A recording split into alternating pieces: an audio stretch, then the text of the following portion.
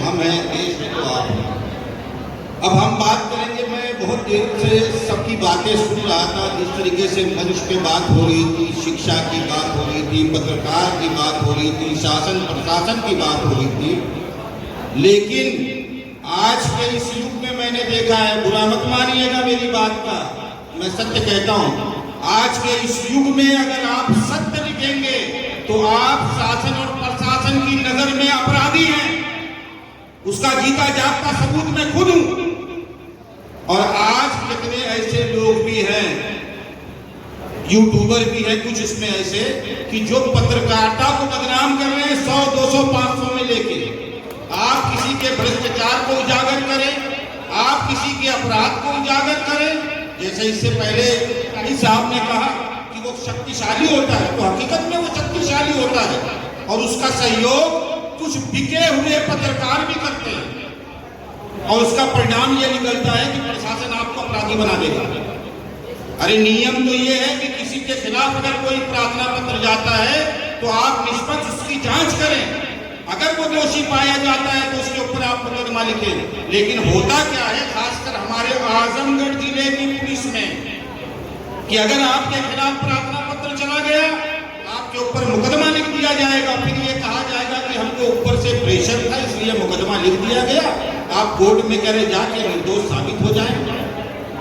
और जब किसी अपराधी के बारे में दिया जाता है तो पुलिस विभाग उसको जाकर हिदायत देता है। जैसा भी मैंने मुख्यमंत्री योगी आदित्यनाथ जी से लेकर उत्तर प्रदेश के सारे अधिकारियों को, यहाँ तक कि आजमगढ़ पुलिस को भी एक्स पे मैंने 9 तारीख को लिखा था कि कुछ लोगों द्वारा हमें अभद्र भाषा का इस्तेमाल किया गया, जान से मारने का इस्तेमाल किया गया, कठमुल्ला शब्द इस्तेमाल किया गया, आपत्तिजनक शब्दों का प्रयोग किया गया, और बाकायदा सोशल मीडिया पे कहा गया कि मार देंगे, काट देंगे, तोड़ देंगे, पीट देंगे।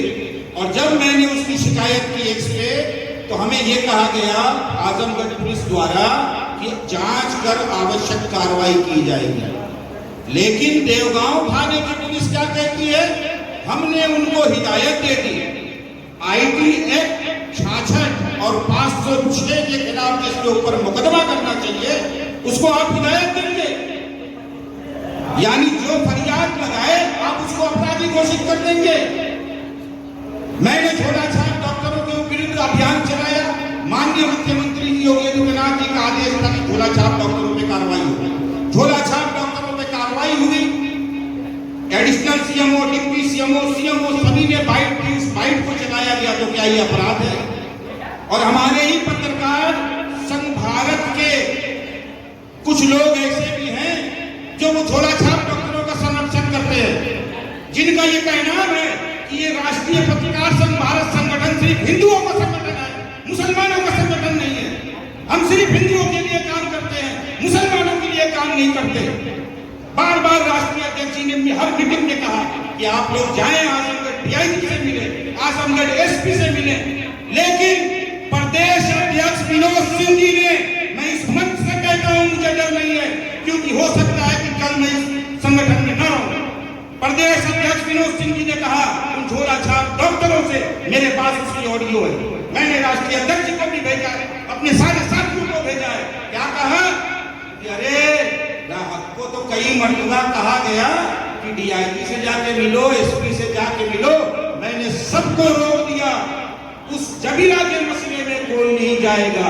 हम लोग तो सिर्फ ये संगठन जो बनाए हैं सिर्फ हिंदुओं के लिए बनाए हैं, मुसलमानों के लिए नहीं बनाए।